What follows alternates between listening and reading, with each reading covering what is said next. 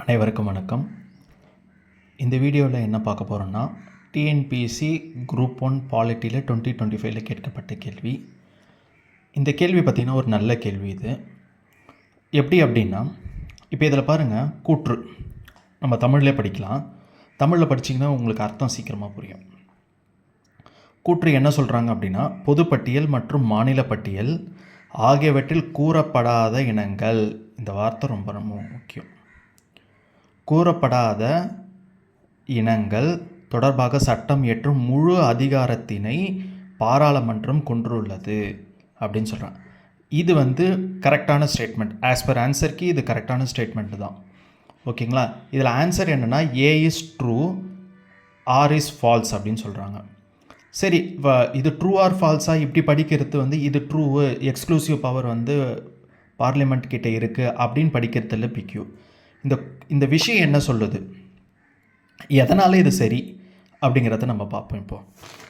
இப்போது அதாவது 7th ஷெடியூலில் பார்த்திங்க அப்படின்னா, ஒன்றிய பட்டியல், மாநில பட்டியல், பொது பட்டியல், 3 பட்டியல் இருக்குது.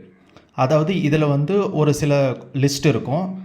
அந்த லிஸ்ட்டில் இப்போ டிஃபென்ஸு, செக்யூரிட்டி, எக்ஸ்டர்னல் அஃபேர்ஸு, வெளியுறவு கொள்கை, இது எல்லாமே பார்த்திங்க அப்படின்னா யூனியன் லிஸ்ட்டில் இருக்கும். அதில் இருக்கிற ஐட்டம்ஸை சட்டம் இயற்றக்கூடிய அதிகாரம் பார்லிமெண்ட்டுக்கு மட்டுமே இருக்குது. நெக்ஸ்ட்டு ஸ்டேட் லிஸ்ட், அதாவது மாநில பட்டியல்னு சொல்லுவாங்க.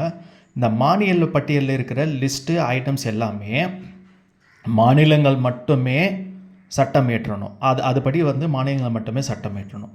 நெக்ஸ்ட்டு கன்கரண்ட் லிஸ்ட், பொதுப்பட்டியலில் ஒரு சில ஐட்டம்ஸ் இருக்கும். இந்த ஐட்டம்ஸ் பார்த்திங்க அப்படின்னா அது மேலே யாரெல்லாம் சட்டம் ஏற்றலாம், பார்லிமெண்ட்டும் ஏற்றலாம், ஸ்டேட் லெஜிஸ்லேச்சரும் ஏற்றலாம். இந்த பொதுப்பட்டியலில் 2 பேருமே சட்டம் ஏற்றலாம். ஆனால் இதில் என்ன ட்விஸ்ட் அப்படின்னா, ஒரு சட்டத்தை ஒரு விஷயத்துக்காக 2 பேருமே சட்டம் ஏற்றுறாங்க அப்படின்னா பார்லிமெண்ட்டு தான் அது செல்லுபடியாகும். பார்லிமெண்ட்டுக்கு தான் பவர் இருக்குது, ஸ்டேட் லெஜிஸ்லேட்டிவ்க்கு பவர் கிடையாது.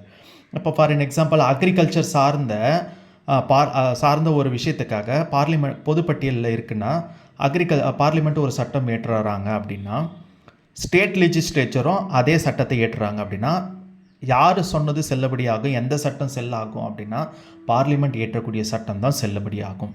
இதுதான் union list, state list, concurrent list. இதுக்கும் இந்த கொஷினுக்கும் ஒரு சம்பந்தம் இருக்குது. என்ன அப்படின்னா, இப்போ நம்ம 1950 நம்ம ரிப்பப்ளிக்கானோ கான்ஸ்டியூஷனை கொண்டு வரணும். கான்ஸ்டியூஷனில் இருந்த அன்னைக்கு பார்த்திங்க அப்படின்னா இப்போ ஃபார் என் எக்ஸாம்பிள் ஏஐ எடுத்துக்கோ, ஆர்டிஃபிஷியல் இன்டெலிஜென்ஸ் எடுத்துக்கிட்டோம் அப்படின்னா, இதெல்லாம் 1950களில் இல்லை. இந்த ஏஐ டெக்னாலஜி, டீப் லேர்னிங், இந்த மாதிரி டெக்னாலஜி பார்த்திங்க அப்படின்னா 1950களில் இப்போ பிட்காயினு, சைபர் செக்யூரிட்டி, இந்த மாதிரி விஷயங்கள்லாம் இப்போ வருது அப்படின்னா, இப்போ சப்போஸ் பிட்காயின், சைபர் செக்யூரிட்டி, இந்த மாதிரி விஷயங்கள்லாம் பார்த்திங்க அப்படின்னா 1950 கான்ஸ்டியூஷனில் ஏற்றப்படும் போது இல்லை. அப்போ அதை எங்கே சேர்க்கல. இப்போ இதெல்லாம் எதில் வரும் அப்படின்னா, பார்லிமெண்ட், இதிலெல்லாம் யார் சட்டம் ஏற்றலாம் அப்படின்னா பார்லிமெண்ட்டு மட்டுமே சட்டம் ஏற்ற முடியும். இதுக்கு பேர் என்ன சொல்லுவாங்க அப்படின்னா ரெசிடியூவரி பவர்ஸ் அப்படின்னு சொல்லுவாங்க, எஞ்சிய அதிகாரங்கள் அப்படின்னு சொல்லுவாங்க. நல்லா கிளியராக சொல்கிறேன், மறுபடியும் புரிஞ்சுக்கோங்க. Union list, state list, concurrent list, இதில் பார்த்திங்க அப்படின்னா யூனியனில் பார்லிமெண்ட் மட்டும் சட்டம் ஏற்ற முடியும். ஸ்டேட் லிஸ்ட்டில் மாநிலங்கள் மட்டும் சட்டம் ஏற்ற முடியும். கன்கரண்ட் லிஸ்ட்டில் 2 பேருமே சட்டம் ஏற்றலாம். ஆனால் பார்லிமெண்ட்டுக்கு தான் அதிகாரம் அதிகம், அந்த சட்டம் தான் செல்லும். ஓகேவா? ஆனால் இப்போ இந்த கொஷினில் என்ன கேட்டிருக்காங்க அப்படின்னா, கூறப்படாத, இந்த வார்த்தை கூறப்படாத இனங்கள். இப்போது கூறப்படாத இனங்கள்னால் என்னென்னா, 1950களில் கான்ஸ்டியூஷன் வரும்போது AI, bitcoin, cyber security, deep learning, இந்த மாதிரி விஷயங்கள்லாம் அப்போ கிடையாது. ஓகேங்களா? பட் இப்போ தான் எவால்வ் ஆகுது. ஸோ இந்த எவால்வ் ஆக புதுசாக வரக்கூடிய விஷயங்களுக்கு யார் சட்டம் ஏற்றக்கூடிய பவர் இருக்குது அப்படின்னா பார்லிமெண்ட்டுக்கு மட்டுமே இருக்குது. அதை தான் இங்கே சொல்ல எக்ஸ்க்ளூசிவ் பவர் அப்படின்னு சொல்லியிருப்பாங்க. இந்த வார்த்தை ரொம்ப முக்கியம். ஓகேவா? எக்ஸ்க்ளூசிவ் பவர் அப்படின்னு சொல்லிட்டு நாட் எனுமரேட்டட் இந்த கன்கரண்ட் லிஸ்ட்லையும் கிடையாது, அது ஸ்டேட் லிஸ்ட்லையும் கிடையாது. அப்படின்னா அந்த சட்டம் யார் ஏற்றுவாங்க அப்படின்னா பார்லிமெண்ட்டுக்கு மட்டுமே பவர். இப்போ சோஷியல் மீடியா இருக்குன்னா அதை ரெகுலேட் பண்ணுற பவர் பார்லிமெண்ட்டுக்கு மட்டும்தான் இருக்குது. ஸோ இதை தான் வந்து என்ன சொல்லுவாங்க அப்படின்னா ரெசிடியூவரி பவர்ஸ் அப்படின்னு சொல்லுவாங்க. ஓகேவா? ஸோ பார்லிமெண்ட், அதாவது இந்த 3 பட்டியலில் இல்லாததை எவால்வ் ஆகக்கூடிய விஷயங்கள்லாம் யாருக்கு சட்டம் இயற்றக்கூடிய அதிகாரம் இருக்குது அப்படின்னா பார்லிமெண்ட்டுக்கு மட்டும்தான் இருக்குது அப்படின்னு. இது வந்து கரெக்ட்.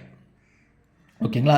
ரெண்டாவது பார்த்தீங்கன்னா ஆர் இஸ் ஃபால்ஸ். ஆக்சுவலாக பார்த்தீங்க அப்படின்னா என்ன சொல்லியிருக்காங்க, 8th schedule of the constitution contains union list, state list, concurrent list அப்படின்னு சொல்கிறாங்க.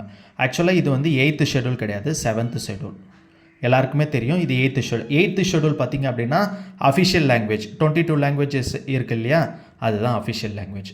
ஸோ இதுக்குன்னா 136க்கு இதுக்குண்டான answer A is true, B is but R is falls.